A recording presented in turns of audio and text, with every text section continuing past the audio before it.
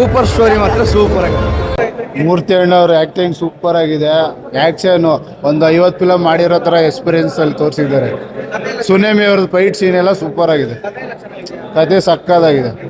Cinema ಚೆನ್ನಾಗಿದೆ dialogue ಚೆನ್ನಾಗಿದೆ, ಇದೆಲ್ಲ ಚೆನ್ನಾಗಿದೆ, ಒಳ್ಳೆ ಆ್ಯಕ್ಟಿಂಗ್ ಎಲ್ಲ ಬಿಡು ಚೆನ್ನಾಗಿ ಮಾಡಿದೆ. ಹೋರಾಟಗಾರರು ಭಾಳ ಅದ್ಭುತವಾಗಿ ಒಂದು ಸುಮಾರು ಇತಿಹಾಸ ಇರೋ ಸಿನಿಮಾವನ್ನು ಭಾಳ ಅದ್ಭುತವಾಗಿ ನಿರೂಪಿಸಿದ್ದಾರೆ. ಯಾವುದೇ ಕ್ಷಣದಲ್ಲೂ ಒಂದು ಸ್ವಲ್ಪನೂ ಬೋರ್ ಅನಿಸೋದಿಲ್ಲ. ಇನ್ನೂ ಮತ್ತೊಮ್ಮೆ ಮಗದೊಮ್ಮೆ ನೋಡಬೇಕು ಅನಿಸ್ತದೆ. ಯಾವ ಥರ ಸಮಯ ಹೋಯ್ತು ಅನ್ನೋದೇ ಗೊತ್ತಾಗಲಿಲ್ಲ. ಭಾಳ ಸುಂದರವಾಗಿ ಬಂದಿದೆ.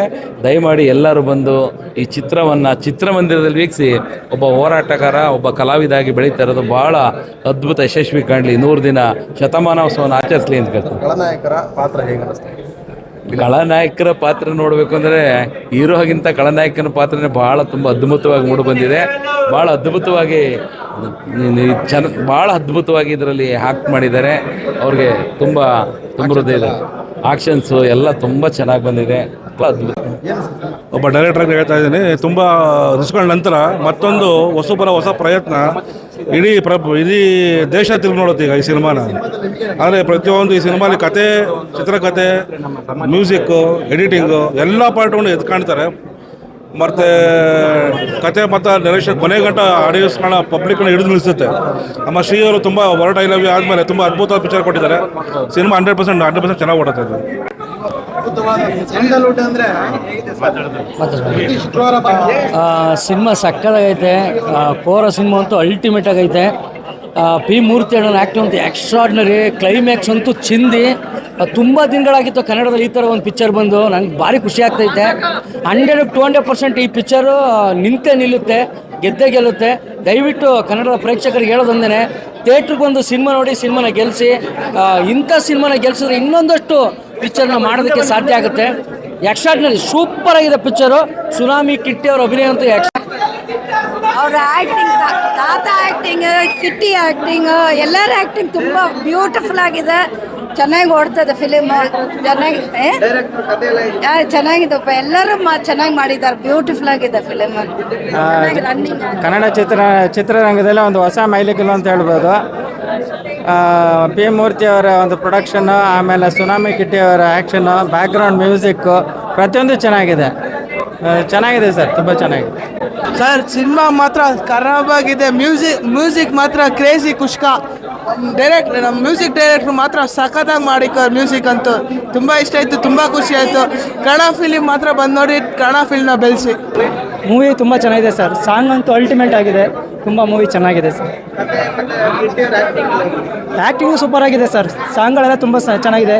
ಒಪ್ಪಿಕೊಂಡೋಳ ಸಾಂಗು ತುಂಬ ಚೆನ್ನಾಗಿದೆ. ತುಂಬ ನೀಟಾಗಿ ಮೂಡಿ ಬಂದಿದೆ sir. Thank you sir. Fighting scene Sunami Kitty sir ಮಾಡಿ ಎಲ್ಲನೂ ತುಂಬ ಚೆನ್ನಾಗಿ ಬಂದಿದೆ.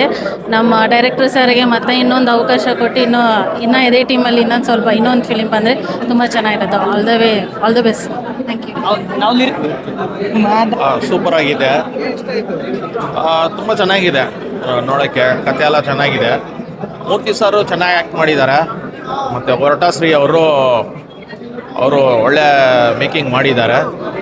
ಎಲ್ಲಕ್ಕಿಂತ ಬೆಸ್ಟು ಏನಂದರೆ BR ಹೇಮಂತ್ ಕುಮಾರ್ ಅವ್ರ music, background BGM music, BR Hemanth Kumar ಅವ್ರ ಸಾಂಗ್ಸು, ಅದು ಸೂಪರ್ ಹಿಟ್ಟು ಆಗಿದೆಪ್ಪ.